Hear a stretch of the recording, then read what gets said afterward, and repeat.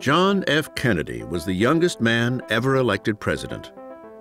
At his inauguration, Kennedy told the world that he represented America's youth. Let the word go forth from this time and place to friend and foe alike that the torch has been passed to a new generation of Americans. Kennedy's new generation was the youth of America. In them, Kennedy inspired hope and the promise of a better tomorrow. I've been through 10 presidents, almost 50 years of watching that White House, and that was special. There was a feeling in that administration by these young people who came to Washington that this was a wonderful time, and it was.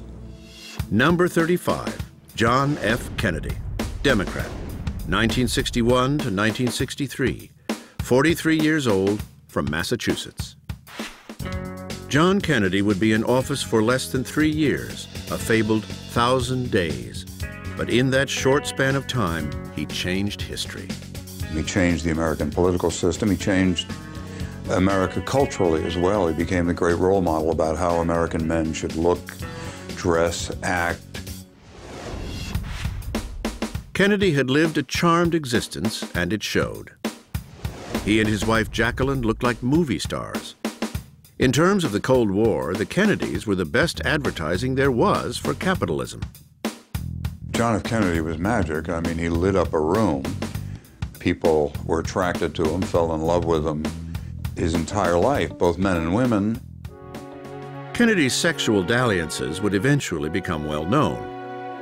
But while president, he successfully compartmentalized his private life, including the fact that he suffered from many debilitating illnesses, such as Addison's disease.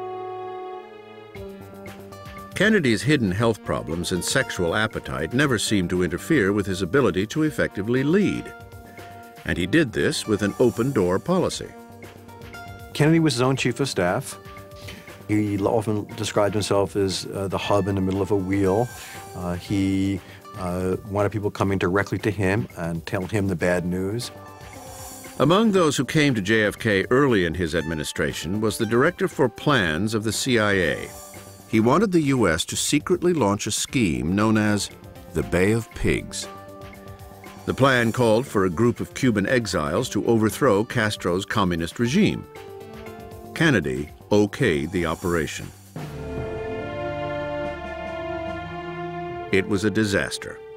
Even more surprising was Kennedy's response. There's an old saying that victory has 100 fathers and defeat is an orphan. He thought the only way out was to take complete responsibility. I'm the commander-in-chief, I said this. Following the Bay of Pigs, we have a documented record of a president with a learning curve, a president who had changed his entire method of operating based upon the fact that he bore sole responsibility for the failure at the Bay of Pigs. By accepting responsibility, Kennedy earned the trust of the nation. With that, he embarked upon a noble and far-reaching agenda to forge a better society. Members of the Congress, he created the Peace Corps and planned a war on poverty. And most inspiring, he challenged America to reach for the unimaginable. we choose to go to the moon in this decade and do the other things, not because they are easy, but because they are hard. This was a huge idea and an enormous gamble. Such audacity would serve Kennedy well during his defining moment in office, the Cuban Missile Crisis. On October 16th, 1962, President Kennedy called me in the morning and said that he had received a briefing from the CIA which showed through aerial photographs that the Soviet Union had just placed, or was in the process of placing, in Cuba bases for medium and intermediate range nuclear missiles that were capable of delivering a nuclear payload almost anywhere in the United States. A week later, Kennedy spoke to the nation. The purpose of these bases can be none other than to provide a nuclear strike capability against the Western Hemisphere. I've never heard a more chilling speech. I thought, wow, he's saying we may go into thermonuclear war. And in fact, I think we were that close. A cold warrior at heart, but not a hawk, Kennedy refused the advice of military commanders who pressed him to launch an airstrike on Cuba. Instead, Kennedy kept a cool head and chose a conciliatory course of action in his negotiation with Soviet leader Nikita Khrushchev. Together, they forged a peaceful conclusion to the crisis. While strong on foreign policy, Kennedy was much less proactive on domestic issues, particularly civil rights. At least until 1963, when he personally watched television reports of the violence in Birmingham, Alabama. There, Martin Luther King Jr. was leading a massive protest against segregation. And the scenes of fire hoses tearing the skin off of young children's backs who were marching peacefully and dogs attacking protesters, it changed the public mood in the North and changed the public mood nationally, and it changed the mood within the Kennedy administration. While Kennedy gained a new appreciation for civil rights, he remained an ardent foe of communism. Late in his first term, as trouble brewed in Southeast Asia, he hoped to strengthen South Vietnam by overthrowing its tyrannical regime. On November 1st, 1963, Kennedy approved the assassination of the president of South Vietnam. And from that day on, we owned Vietnam. 20 days later, on November 21st, Kennedy visited San Antonio, Texas, to join Vice President Lyndon Johnson at the opening of a new space facility. This nation has tossed its cap over the wall of space, and we have no choice but to follow it.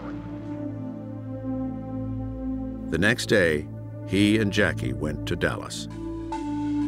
From Dallas, Texas, President Kennedy died at 1 p.m. Central Standard Time, 2 o'clock Eastern Standard Time, some 38 minutes ago.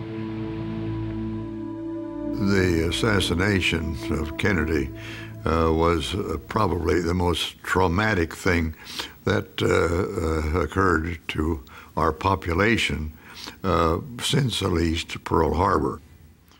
There was a lot of hope resting in his presidency that he had not yet realized that suddenly people were denied.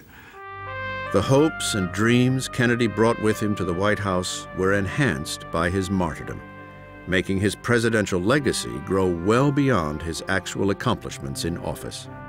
The idealism, the commitment to public service, the desire that people should give something of themselves back to America, I think these are some of the most important legacies of the Kennedy administration.